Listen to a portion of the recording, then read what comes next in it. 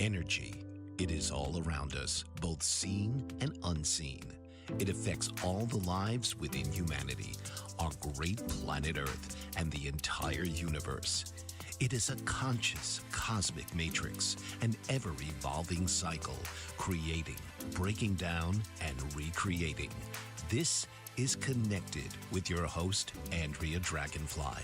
Andrea tells us that energy is the foundation of our human experience, intrinsically affecting every facet of our lives, our perceptions, choices, and actions, as well as the challenges, opportunities, and people we attract. So now, please welcome the host of Connected, Andrea Dragonfly.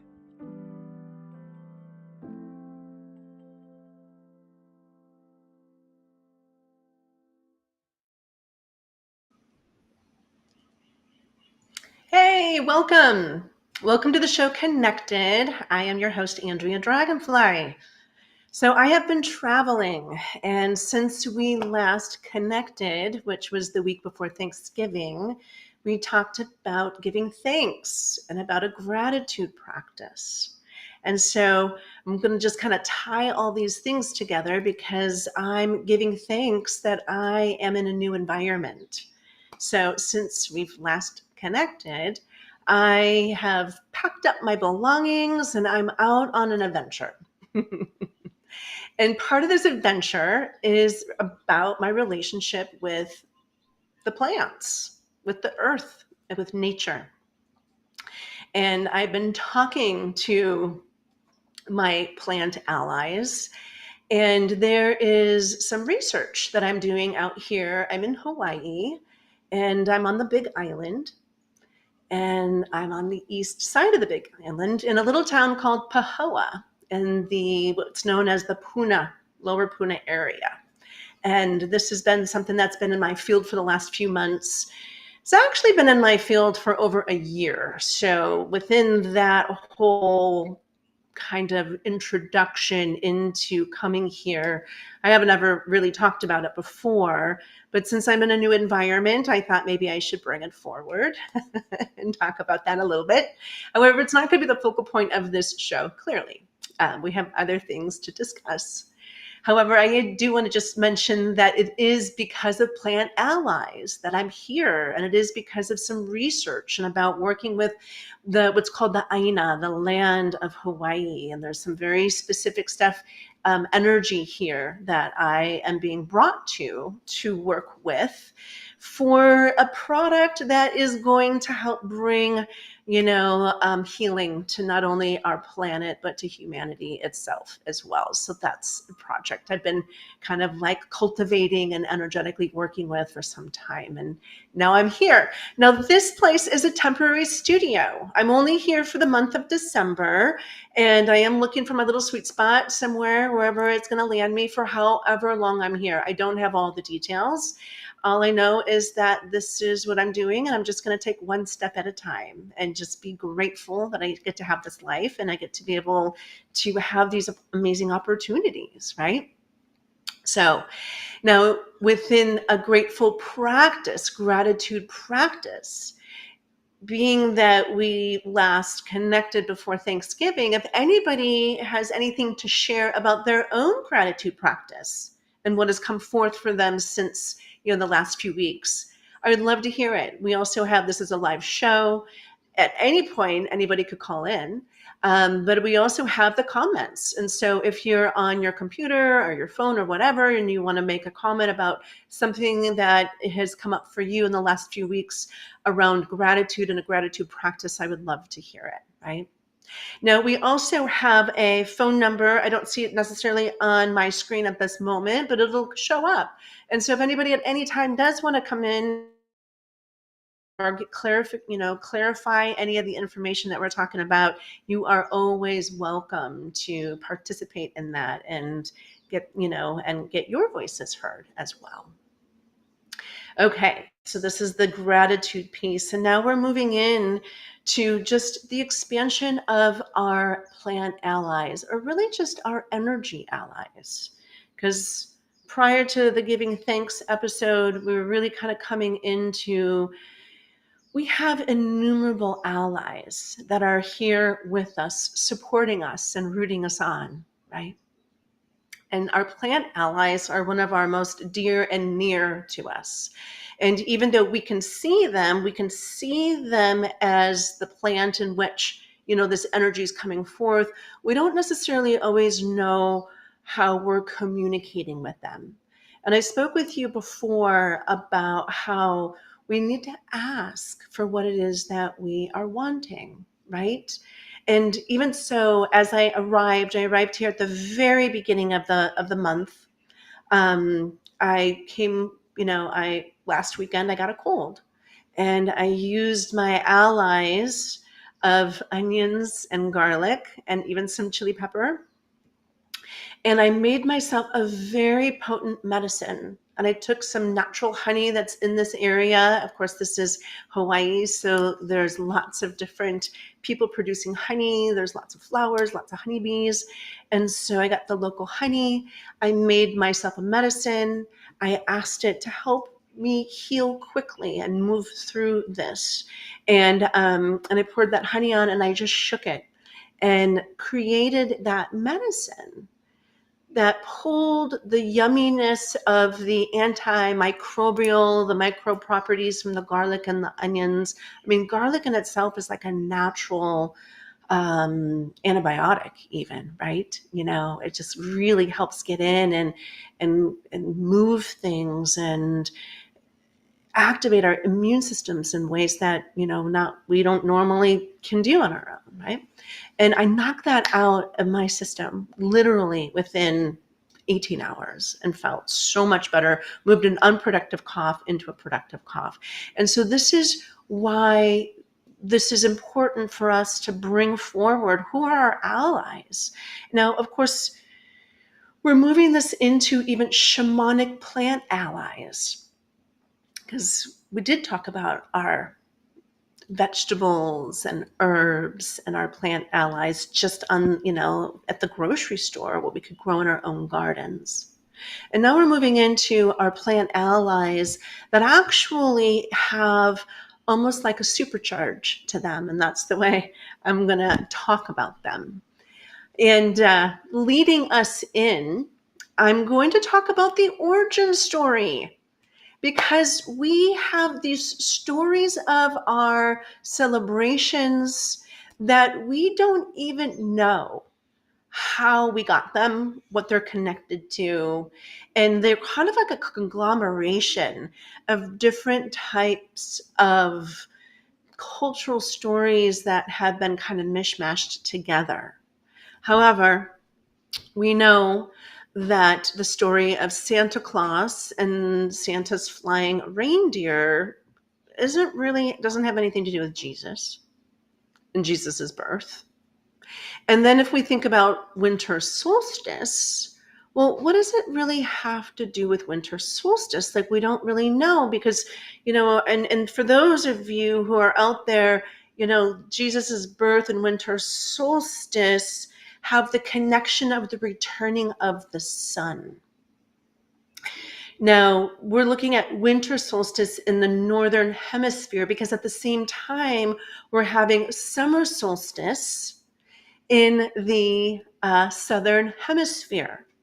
And there has been my own, like, how does the southern hemisphere celebrate the northern hemisphere's holidays and not feel all turned around, right? Because it's seasonal. These are seasonal celebrations that bring us deeper into a understanding and awareness of ourselves. And so, especially with all of our, Australian friends and family, New Zealand friends and family, South American friends and family, all of those, Antarctica, all the, who are down there, that it does feel like this wonkiness of the season when you're celebrating Christmas in the lower hemisphere or the southern hemisphere.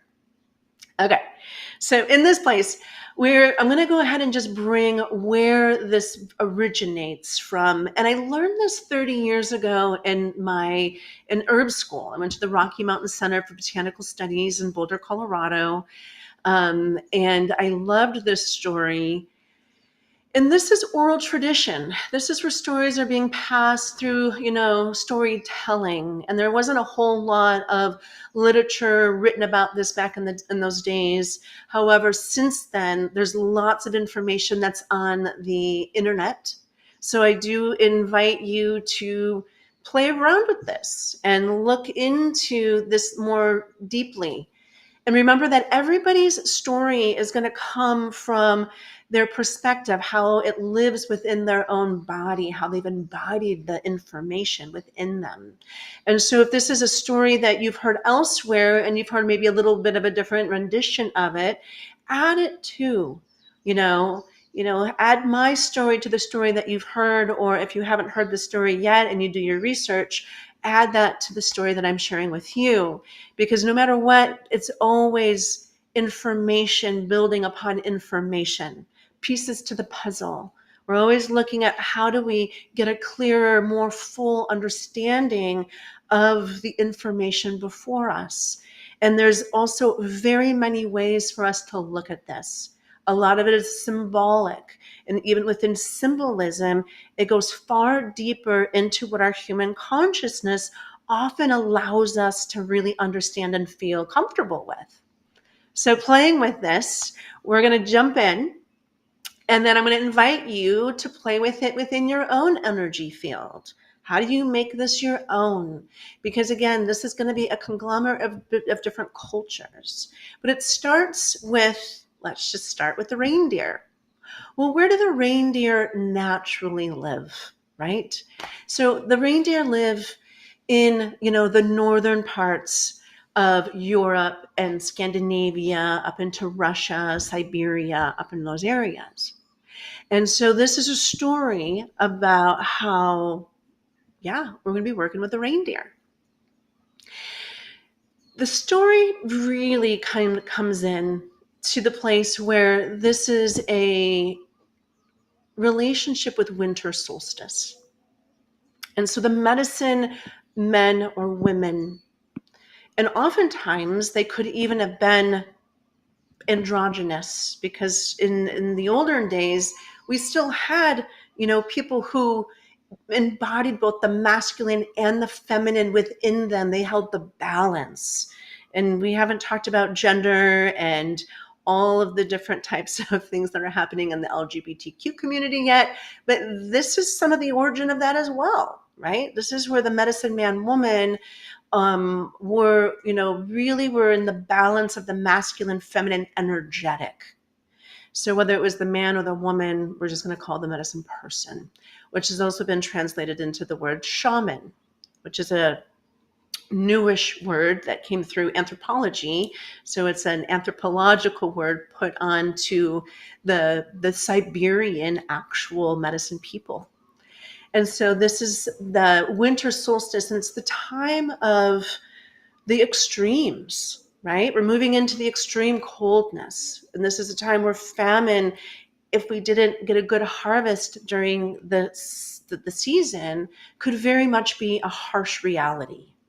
It could also be the extreme of coldness, and if we didn't get, the pelts of the bear and the reindeer and whatever, is available in that region, then it could also make for a very cold, bone chilling, and possibly life,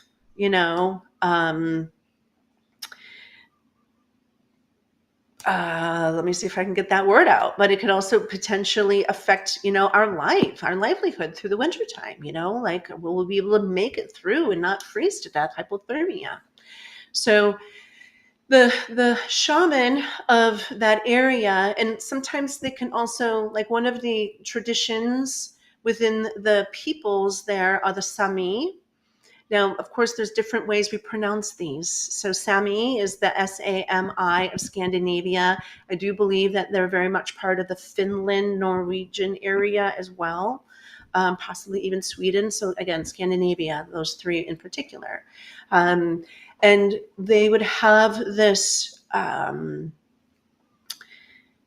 ceremony where for the winter solstice, the shaman, they would find the reindeer And the reindeer would be eating the red and white Amanita muscara mushroom, which lives underneath the evergreen trees. So the fir trees, the pine trees up in the mountain region there. And so as the reindeer would come, they would eat these mushrooms, which are very much like these presents under the Christmas tree, right? So in the Christ, comes later. So again, this is about solstice. This is about the light and finding the light during the darkness, because solstice is that pivotal moment. So in the northern hemisphere, it's where the light begins to return. But in the southern hemisphere, if we're working with the summer solstice at the time of December 21st area, 22nd, it's now the time where the sun begins to wane, or we begin to lose the light. And we lose the light all the way until we're at that solstice, depending on if you're in northern and southern hemispheres, right? Where you're at the least amount of light because of the way the poles are. So again, we talk about Santa Claus from the North Pole. We're talking about the people who live in the high, latitude of the Earth's, region nearest to the North Pole. And so this is where those people come from. And then within that, the reindeer then eat this mushroom, and the hunters actually will then slay the reindeer for the feast. And that they would then take the reindeer after it has eaten the mushroom, and they'll bring it to the village. And they'll go ahead and they'll get the reindeer and they'll dress the reindeer all up for the feasting, but they'll take the bladder.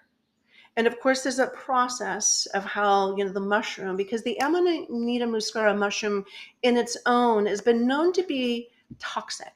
And if we eat it straight up, it can cause us intestinal vomiting and really intense sweating. And it can also, certainly have some very toxic,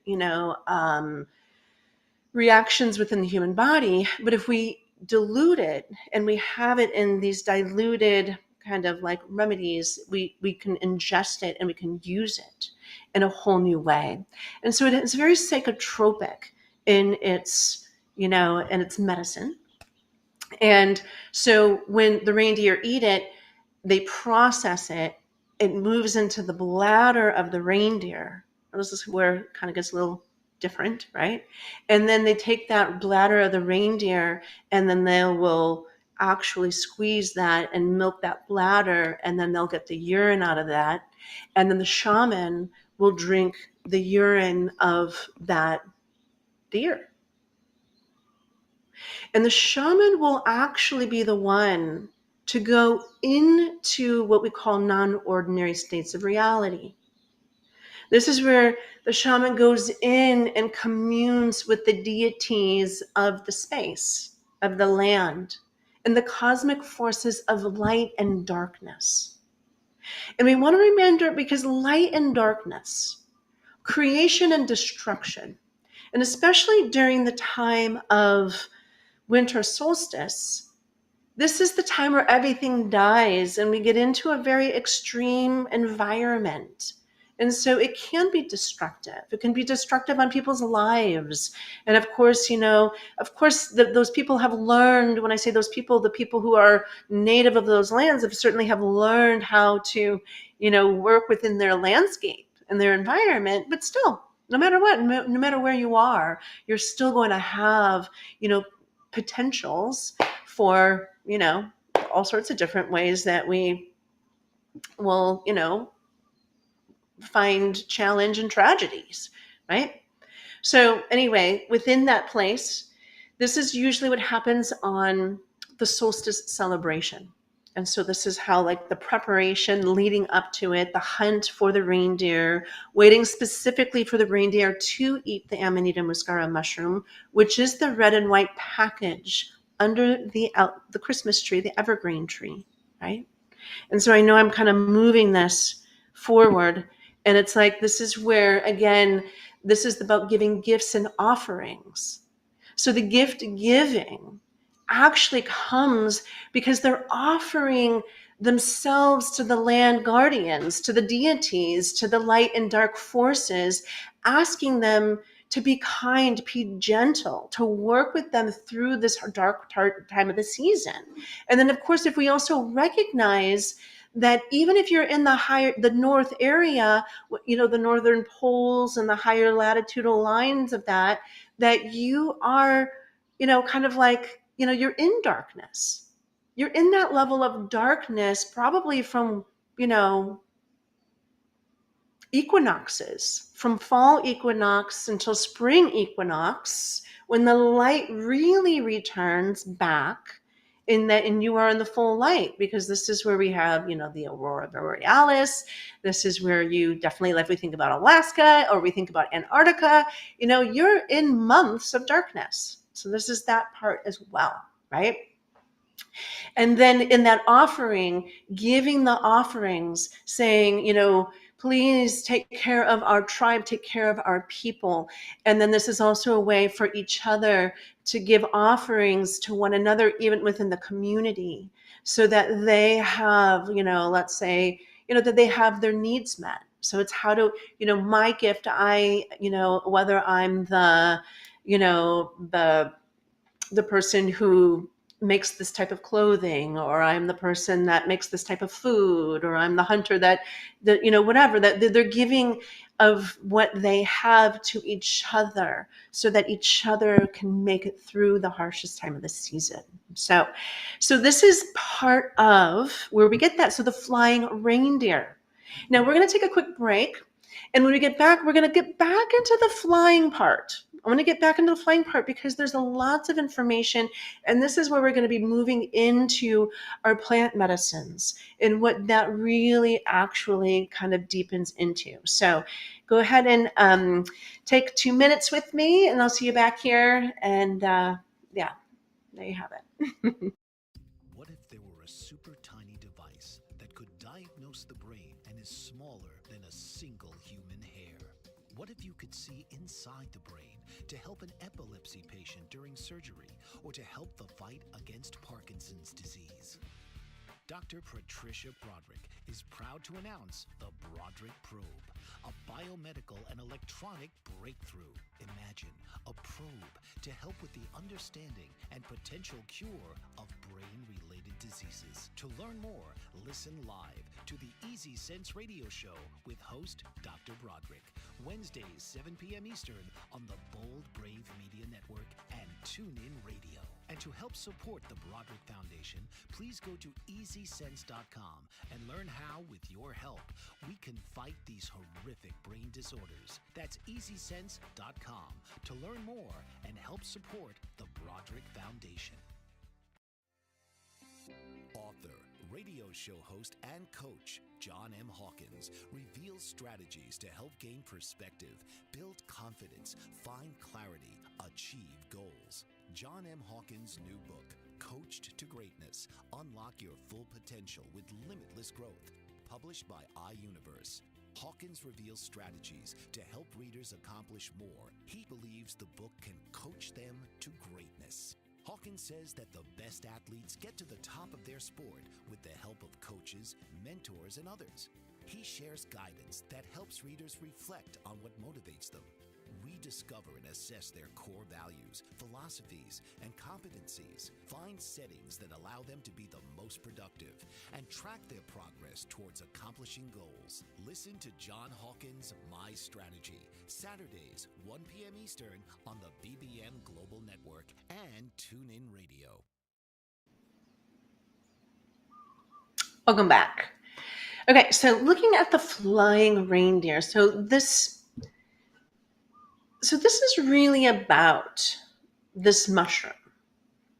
And so the Amanita muscaria mushroom is one of many psychedelic mushrooms that have grown all over the world. So on all continents, and probably even so on Antarctica before it fully went down into the southern region and became ice, right? Because there's lots of things that we are discovering down in Antarctica, but mushrooms have been an incredibly powerful ally. And they're becoming more and more popular. Even the non-psychedelic version, are becoming far more popular, even in the health food stores. We have lion's mane. We have all sorts of different ones that are really being put into these different types of, beautiful combinations for ultimate health and wellness, right? Well, even within, the mushroom realm, we have the psychedelics, but they also have what we know as that inner network that lives within, below the the soil. It's the mycelium. It's like the inner network that connects them throughout the whole forest. And there's lots of incredible information out there. And this is just one, but there's so much. So I'm not going to give you all the information about these mushrooms, because you could go on. I believe Netflix has, this great documentary. There's so many documentaries that are happening all over the place right now. And of course, I probably should have written this one down, but I forgot. But it's like the if you know this one, and you can comment in it, but it's the great one that's the plant medicine on, maybe it's called the magic, forgive me, I can't remember it, but there's one on Netflix, and there's all sorts of things about the like plant medicine and shamanic plant medicine, but in particular looking at the mushrooms. There is so much that has been connected to the mushrooms. There are lots of authors. I believe Michael Pollan has written some um, great books that are in my library. There's all sorts of information about the um,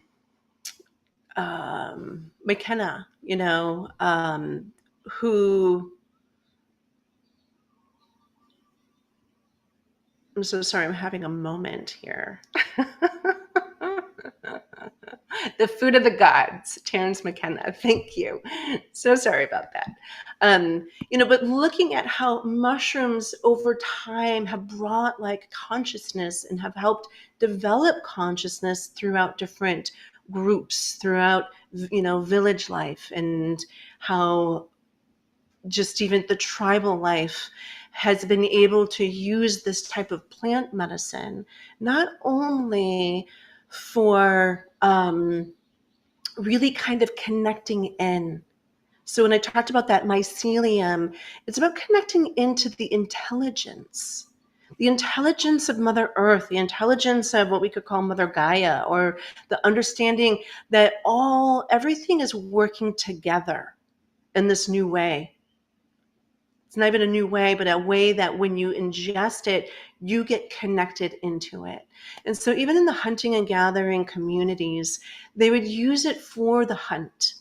It would make them more acutely aware on how to actually go and find whatever it was that they were hunting, or the gathering. They would be more connected and honed into the energy of the vegetation and the plant life, the flora, and being able to find the roots and the different foods. So it really kind of brought them into a higher state of acuity, of being able to connect in.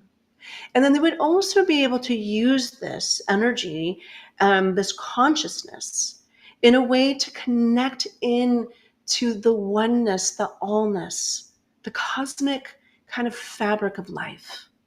And that what is above is so below, and that we're all interconnected, again, like that mycelium, that we get connected into the cosmic matrix, and how everything begins to show itself in that interconnectedness, right? And so this is where this really begins to start to play its part. Now, when we look, and I'm specifically talking about mushrooms, because we also can look at how every culture has different types of plant medicines that connect us in different ways. Many of it is very heart opening and really can bring us into a new state of being. It can work within our hearts. It can work within our minds. It can open our mind and our hearts. And if you talk, through several of my other shows earlier on, I talked about these energy bodies, the physical energy body. Behind that lives the emotional, mental energy body that are connected and how we see and feel and experience the world. And then behind that is the soul energy body, which is what's navigating us to all these different parts of our lives. And then behind, and the center core of all of that is the spirit energy body, right? And so it's these energy bodies that it starts to work on us, and it begins to help us navigate ourselves in a relation with the cosmic matrix. Now, there's something also. So I'm going to just introduce some of these different types of medicines that we have been, graced with on the planet to have be guides, because it comes with a high consciousness as well. And so, of course, I talked about the mushrooms being on every continent. Well, there's also different types of plant medicines, and I don't know everything on every continent. I don't know all that. But we also have what we can call peyote. And peyote is, it's a cactus, right? And it's a very specific psychotropic cactus that lives in the southwest of the northern hemisphere. We have that in kind of, I believe, Arizona, parts of Arizona, and then down into Sonora, but down into parts of Mexico. And it's not just Sonora, but it goes down. I know that the Huichole people who kind of live throughout, like beneath Sonora, there is, of course, I spent enough time in Mexico, I should know all of these different parts and places, but I know that they have this ceremonial site in San Luis Potosi, and that in even Jalisco and up in Nayarit, and then up above Nayarit is Sinaloa, and so the Huichole, they would migrate and they would go to the ceremonial lands of where the peyote were, and they would do that. But that would be an annual migration. That this was something that they would use in a very powerful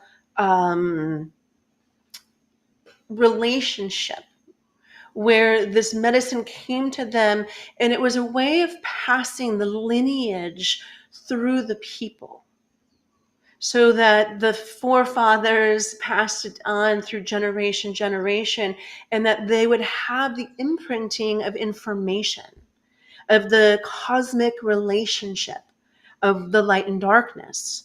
And I say the light and the darkness because this is the balance. We're living between the light and the darkness. And we're having to understand those relationships. We cannot just have relationships with the light and not understand the darkness, because the darkness is how we balance. This is the balancing of ourselves, right? And there's a lot of information. And I've been spending the last decade of my life specifically on really understanding the darkness. And there's a lot of people out there who are the light workers, which we are all coming into this great awakening. And if you're new into the great awakening and you're all into the light and all that is good, but you're not looking at the other side of that, the shadow, the darkness, then you're out of balance. And you will be confronted with that darkness. And I'm going to be talking about this darkness because it's very important for us to understand that with this medicine, it's about understanding the light and the darkness. Now, this is what I'm talking about with the peyote. We also, there's lots of information. I'm going to encourage you to go in the ceremonies and all that kind of stuff. But I'm going to be talking about energy. All of this is about the energy. We also have, and down in South America, Central America, Um, well, actually, we moved down and, we have into South America, into Peru. There's even Ecuador, into the Amazon. We have ayahuasca. And, peyote has also been known as grandfather medicine. Ayahuasca has been known as grandmother medicine, and they work on the energy fields in different ways. I talked about how some are going to be very heart expanding and opening. Some can be very like we can realize the depth of ourselves, self-realizing. And so these are kind of connected to that mother, that feminine energy, the heart. But when we move into the mind, moving into the deeper understanding of the cosmos, this is what we call grandfather medicine. And so heart, masculine mind, feminine heart, right? And so peyote would be a grandfather medicine, ayahuasca grandmother medicine, but then there's also something called wachuma. And wachuma is another word for a cactus called San Pedro, which is also part of the the Andes, and they use that, and that's more of their masculine medicine down there as well. And so that is for more of a deeper connection to the cosmos and understanding the macrocosm, understanding like the expansiveness of the matrix, of the cosmos, of all that exists. And so what's been happening is that we've had this, these plant medicines. Now, I'm specifically talking about the Americas. And there are different types of plant medicines all over. I know there's some in Africa. Of course, that's a whole continent full of different kinds of things. I mean, of course, we have, the jungles of Africa there as well. We also have, different areas of Asia.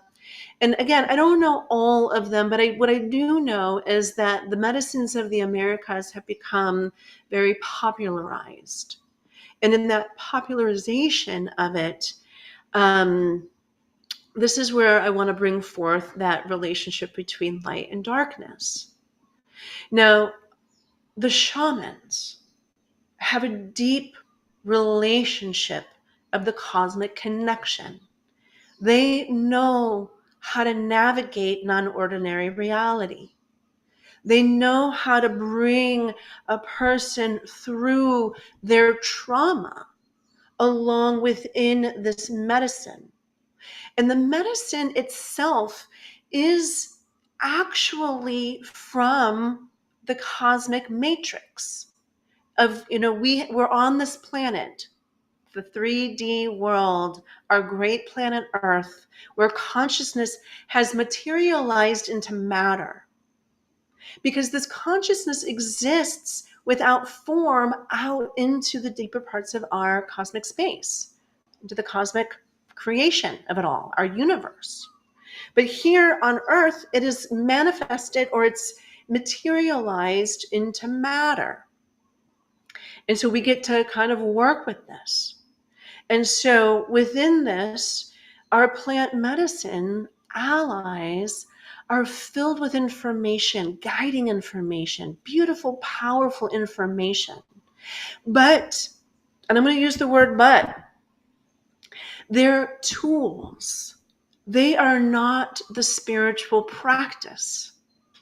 The spiritual practice is developing relationship with the cosmic forces, with understanding the energetics. These plant medicines come to us because they show us what is possible in our cosmic universe that we may not have access to in our regular evolving 3D conscious minds, right? So we're growing them, they're evolving.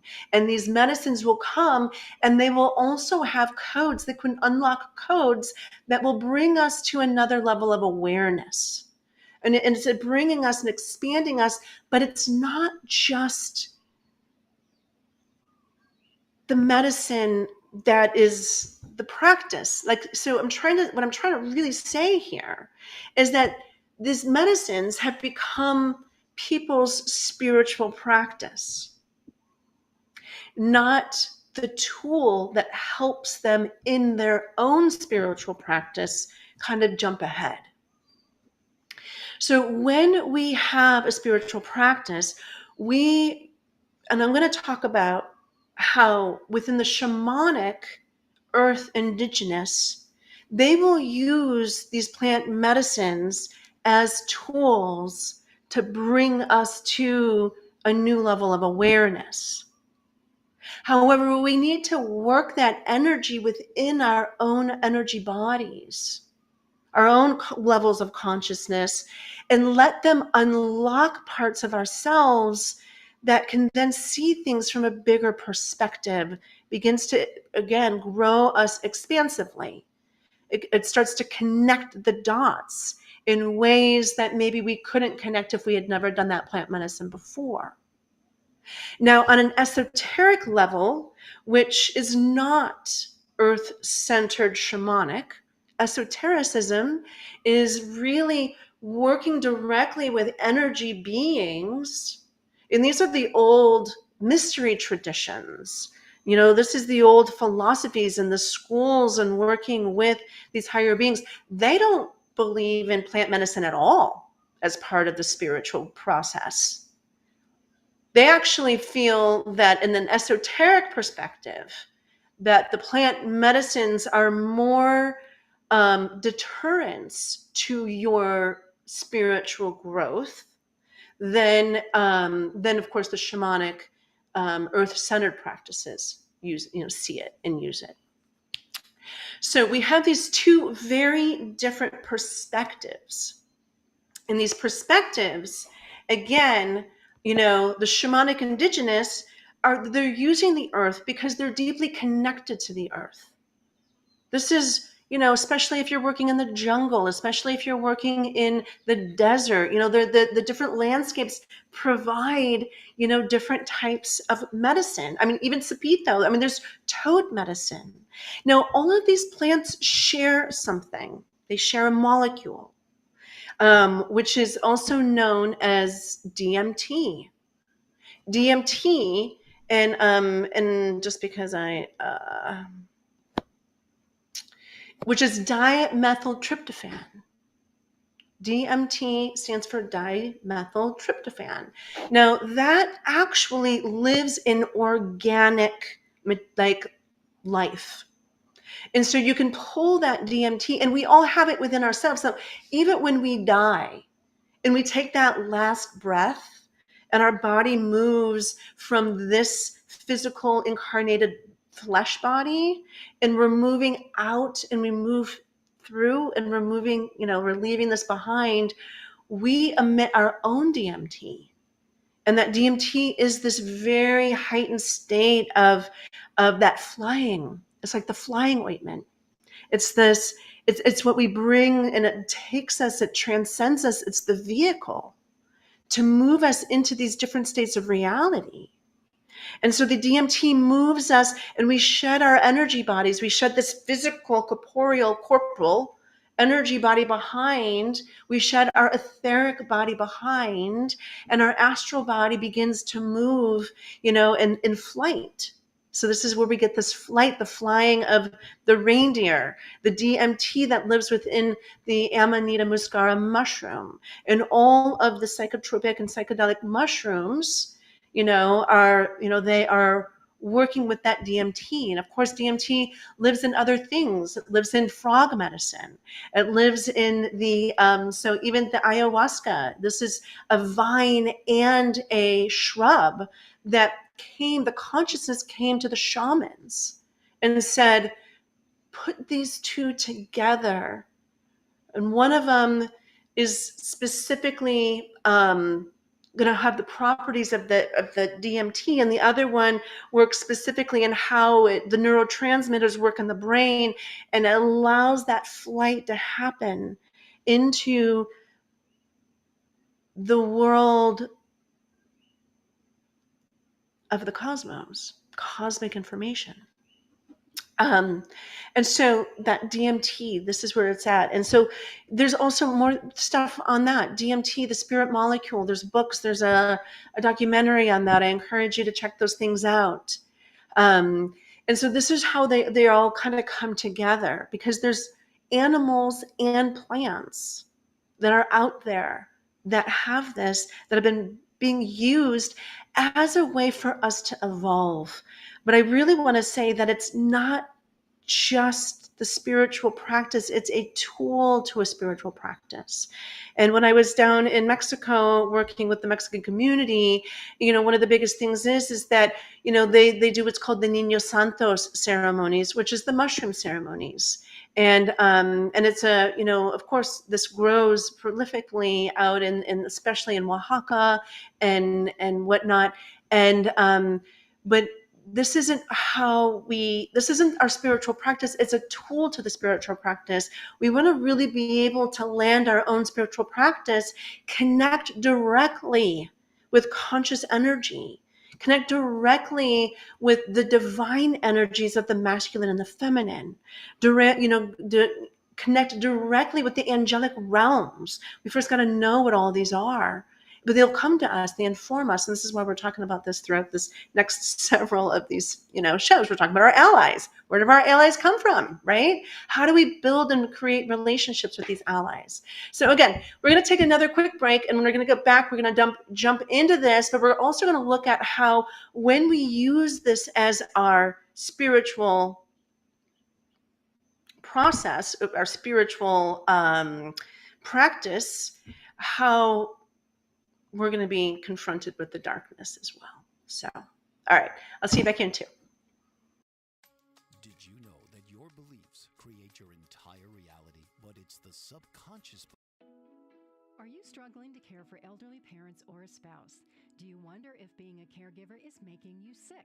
Are you worried about taking time off work to care for elderly parents and balance work, life, and caregiving? Has caregiving become exhausting and emotionally draining? Are you an aging adult who wants to remain independent, but you're not sure how? I'm Pamela D. Wilson. Join me for the Caring Generation radio show for caregivers and aging adults, Wednesday evenings, 6 Pacific, 7 Mountain, 8 Central, and 9 Eastern, where I answer these questions and share tips for managing stress, family relationships, health, well-being, and more. Podcasts and transcripts of the Caring Generation are on my website, PamelaDWilson.com, plus my caregiving library, online caregiver support programs, and programs for corporations interested in supporting working caregivers. Help, hope, and support for caregivers is here on the Caring Generation and PamelaDWilson.com. Mike Zorek, a 3-time California state champion in Greco-Roman wrestling at 114 pounds.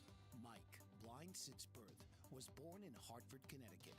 He was a 6-time national placer, including 2 seconds, 2 thirds, and 2 fourths. He also won the Veterans Folk-Style Wrestling twice at 152 pounds. In all these tournaments, he was the only blind competitor.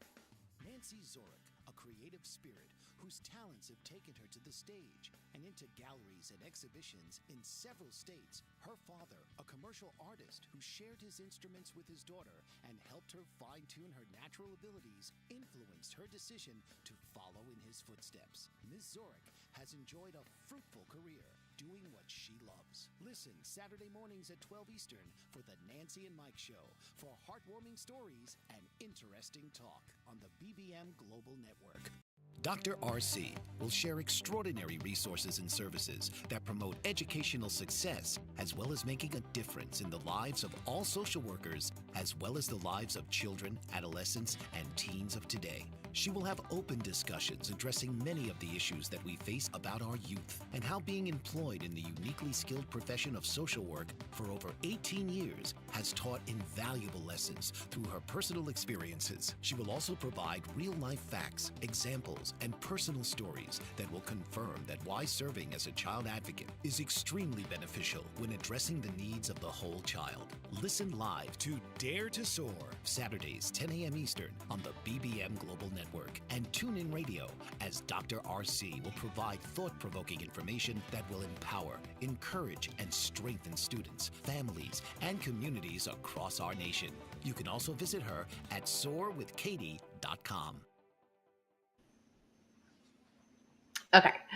So we're looking at how plant medicine should not be used as a spiritual practice, that it is a tool, and it's a tool that I strongly believe needs to be connected to on the most reverent of relationships.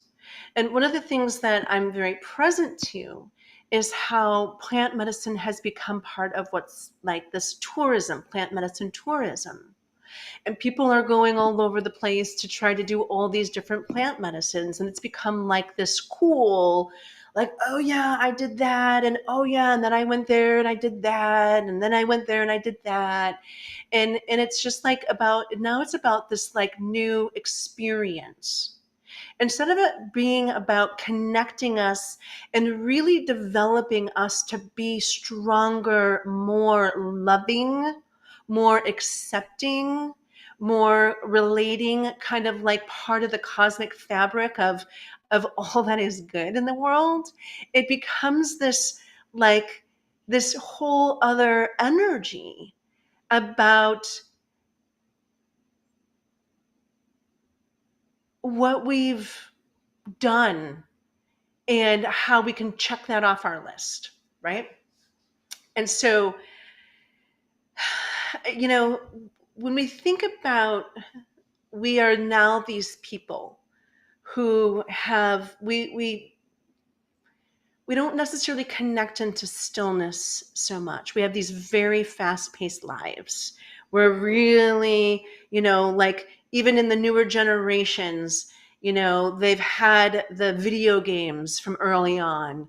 They've had the iPads and whatnot, and there's just and the cartoons. So there's just this constant activation. Like people's minds are so actively overdone, over activated, I guess. There's a word I'm looking for. And it's like we don't ever have any downtime. We don't sink into the symphony of the forest in the way that allows all of that to inform us. We're on to what's next, right? And so it's within that overactivated, overstimulated energy is that like, oh, I've done that, now I want more. I've done that, now I want more. I've done that, I want more. And it's like, it's this addictive energy that is like, oh, I need to try all the things. And when we do that, we completely negate the energy consciousness that's behind these plans that are really about leveling people up. And these people will then become, and when I say these people, there are chances. I'm not going to say every single time a person does this, that when they do plant medicine, they're going to have a dense energy attached to them. But what I am finding, especially in my own practice, because I work with energy and I work with dense energy attachments as part of my main bread and butter of my work, mostly what I often, I'm working with, is that this unconscious want for more stimulation becomes the catalyst, the very thing that creates this energy for dark energies to come and attack or attach. And so I've even had to work with other colleagues of mine where the most crazy things are happening. And so if a person is doing plant medicine, the medicine of the plant is the teacher.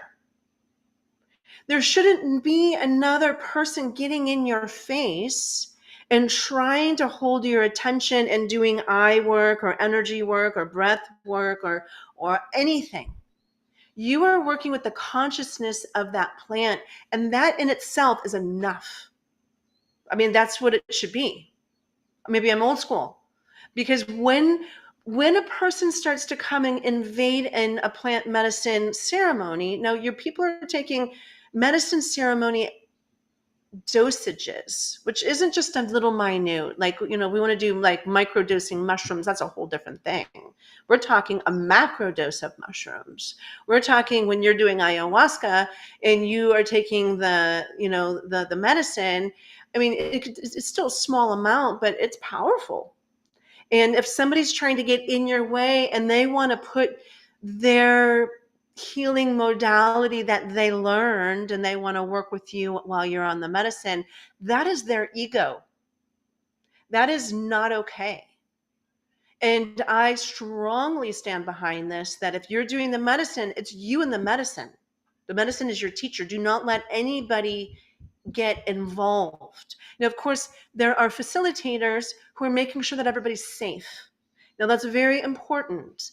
Now, with any kind of plant medicine tourism, we have to remember that the shamans are those who lead the communities.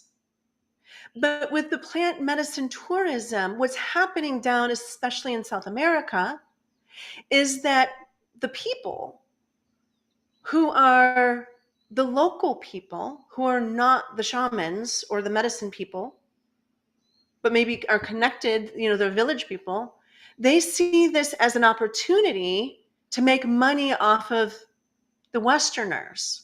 All of those who are willing to spend money and travel around the world and come and do this medicine with them, but they do not have the relationship that is incredibly important of the light and shadow. They're doing it out of greed.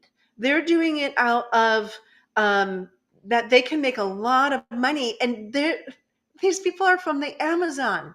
They're from the rainforest. They don't know what hundreds of dollars look like out inside of the other world for the most part. I mean, of course, now they're introduced to it. Now they're very much exposed to it. Now they recognize, oh my God, we could do ayahuasca ceremonies out here. We're part of the Shipibo people, or we're part of the different types of tribes that are within those areas, but they're not the shamans. They do not know the relationships. They know some relationships, but they don't know how to hold the container, which is what it's all about. They don't know how to hold the container for transformation, for healing the wound, of being,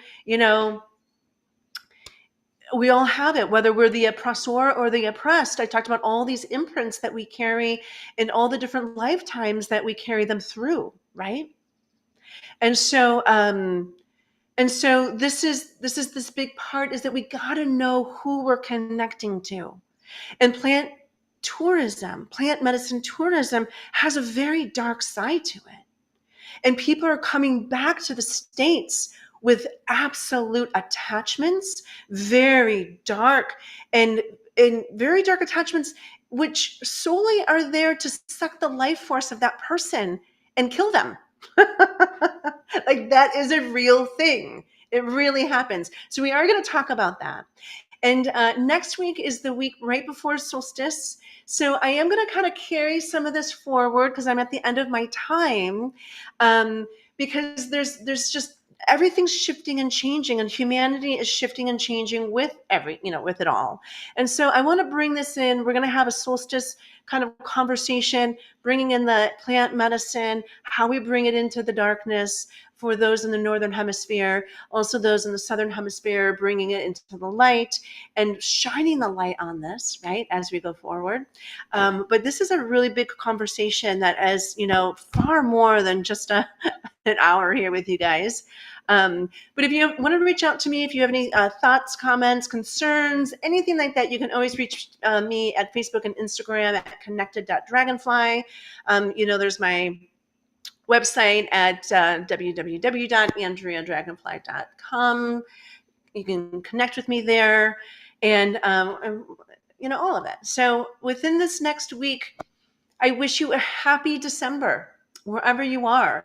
And I invite you to bring the story of the Amanita muscara with you into how we are really at this process of offering gifts, and about how we are connecting into the season of gratitude, right? So we're coming out of Thanksgiving, we're moving into winter solstice.